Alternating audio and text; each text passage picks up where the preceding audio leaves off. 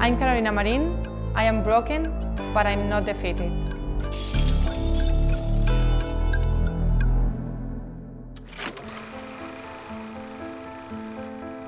Marin's journey began with a pivotal decision at just 12 years old, choosing badminton over her beloved flamenco.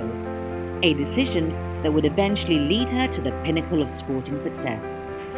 In 2016, at the Rio Olympics, she stood proudly as the first Spaniard to claim gold in badminton. However, that euphoria of victory gave way to adversity in her title defense when she faced not one, but two ruptured anterior cruciate ligaments, while also enduring the heartbreaking loss of a loved one. Well, it happened 2 months before the Tokyo Olympic Games when I broke my second knee. It was ACL and 2 meniscus, so it was harder than the first one, for sure. At that moment, it was really hard mentally because I was so ready for the Olympic Games. I felt really good mentally and physically. I played 5 tournaments and I won 4 of 5 tournaments. But when I was training, suddenly it happened like that. And well, it was really tough, especially for the mental part, to think about what happened, because it's like I couldn't believe it.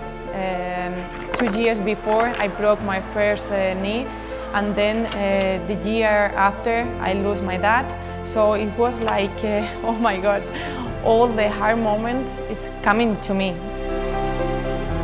The resilient 3-time world champion didn't allow herself too long to wallow though. After 3 days, it happened on Friday, and I took the weekend off. All my team was beside me, also my mom and my family. But it's like I wanted to be alone because I wanted to think about what happened. And you know, after 3 days, after the weekend, I needed to have some motivation to keep going, because I didn't want to give up. I wanted to keep going. And okay, I cannot play in the Tokyo Olympic Games. The next Olympic Games is gonna be in 3 years. So actually the period is not longer than usual. So I wanted to think in that way, and this is what made me feel motivated to keep going, to do a good rehabilitation, but well, it was really hard as well. With a clear goal in mind and knowing she had overcome an ACL injury once, Marin faced the second one with optimism.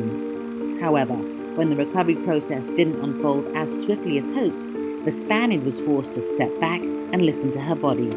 If I compare the injury, it's like for my mental part, it was really hard and tough, because the second one was in my left leg, which is my main leg, where I have to go to the net, and where I have to keep all the tension and all the power to get back.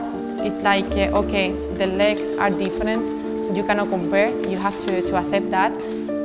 I am a person that, I mean, I fight for something, or I want something right now, and I try to get it now.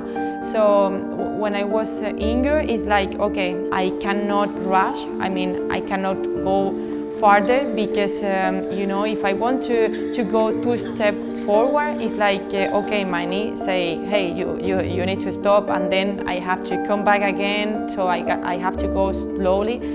You have to give the right time to the second leg, and this is what also the doctor told me, and of course my team. A year after her surgery, Marin was on her comeback trial, but it was marred by doubt and insecurities. If I go back, when I start to play after my second injury, mentally I was not ready. I was thinking that, well, maybe I cannot come back to the top level, or maybe I cannot give my 100%, or maybe I cannot be the same like before. So it was really hard mentally. It's like I have many emotions inside, but I wanted to talk a lot about that. I didn't want to keep this emotion inside of myself. So actually I have my psychology, and I talked to her a lot. This is something that maybe can help me. While accepting the physical challenges was a significant part of Marin's rehabilitation journey, overcoming her mental and emotional struggles proved even more challenging, especially when dealing with the loss of her dear father. We are athletes, but first we are human, and we have our emotion. And actually, I am a very emotional person. And you know, when I lost my dad, it was really hard. I was thinking a lot about him and about the moments we spent together. And actually, you know, when I started to play badminton, he came with me to many tournaments around Spain. So my dad was really special, and actually when I am still playing on court, I remember him a lot. But well, yeah, it was really painful. Marin's unyielding determination and perseverance restored her confidence in her body, a feat that was validated at the TotalEnergies BWF World Championships 2023, where she advanced to the final. Actually, I can't tell you that I believe in my knee, I believe in my body. I forget about that, and the last World Championship where I won the silver medal, I can say that I am close to my 100%. Actually, I got a pain in the quarterfinal in my hamstring. When I wake up on Saturday for the semifinal, I felt something in my leg, not in my knee. When I get on court, I wanted to forget the pain, and I wanted to keep the focus on what I have to do against Yamaguchi. And this is what I did, and I felt really proud of myself that I could win that game and reach the final. It was an absolutely superb display from the Spaniard. With her progress on track, retirement is, unsurprisingly, far from her mind. Instead, the Olympic champion has her sights set on one thing and one thing only: the Paris 2024 Summer Games.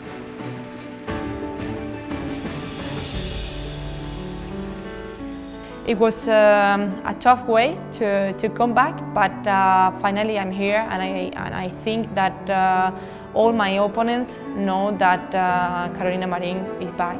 So I'm here, I want to keep fighting, and you know, I have a dream in my mind when I made the injury that it's going to be the Olympic Games, and I want to keep going and to go for that. And in true Carolina Marin fashion, there's only one way she sees her Olympic return ending. Anything less just won't cut it.